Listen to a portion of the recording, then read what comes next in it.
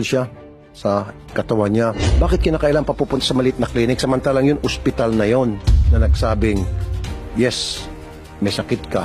Kailangan pa siya pupunta sa maliit na clinic tulad ng clinic nila itong Dr. Ramel just because they were accredited by you?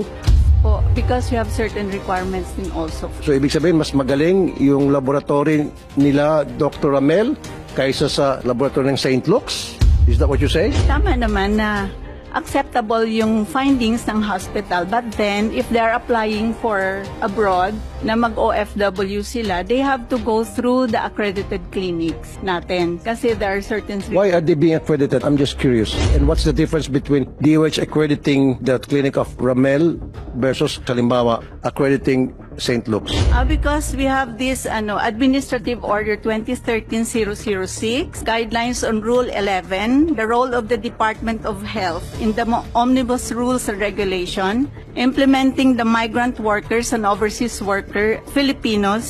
Overseas Filipinos Act of 1995. I think that has to be amended. I will amend that administrative order. Ito na nga yung OFW. Pumunta siya sa Santiago kasi malayo siya. Santiago General Hospital. Isang kilalang, respetadong ospital.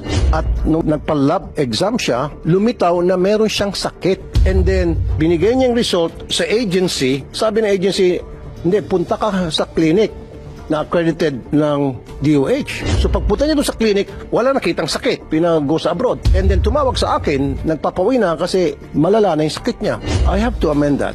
Really. And dapat ang OFW pupunta sa accredited hospital, pwede siya pumunta of her choice. Kung alam mo, nasa Isabela siya o nasa Zamboanga siya, of her choice as long as accredited ng DOH, pwede na dapat yun. Ang nangyari, pagdating niya sa Maynila, dadaan ulit siya sa laboratory clinic tulad ditong RGO na kuminsan kasabwat, I'm not saying exactly kayo po, nakasabwat na manning agency. Kaya sinasabi ng manning agency, sige na, pick to work niya, akong bahala, hati na lang tayo, etc.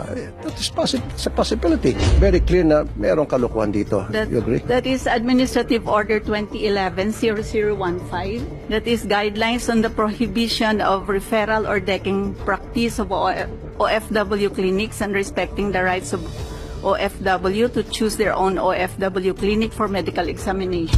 Okay. So, 1 to Republic Act number 10022. So, ibig sabihin, pwede pala sila? Yes po. Oh, dapat hindi na mag-exist itong mga clinic tulad ng RGO laboratory. Why do we have clinics like this?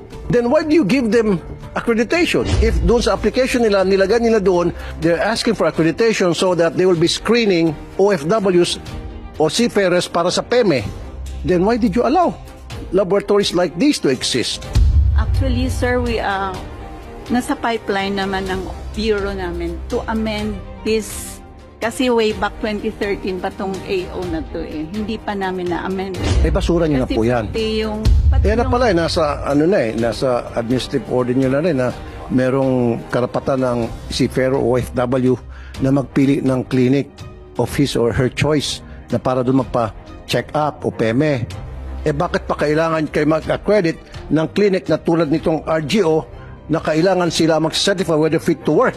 When in fact, the hospital halimbawa na gusto ng OFW, doon siya magpa-check up, sinertify na siya. We just base our guidelines on this Migrant Workers for Overseas Act on 1995 pa. 1995. So it's about time, outdated na yan. It's about time na... Inamend siya sa RA 10022 na ito na yung existing namin na fina-follow. Then we have to amend that. Yes, yes po. I have to amend that. I will file a bill to amend that provision. Secretary Kakdak, let's work together on this. I-amend ko yan. And then para iakyat natin kay sa DOH Secretary. Make a recommendation on that. Yes, Mr. Chair, we are willing to sit down with you and look into the consistency between that law. Siguro susunod na hearing, let's call the DOH Secretary to be here para to shed light and see kung pwede bang i-repaso or baso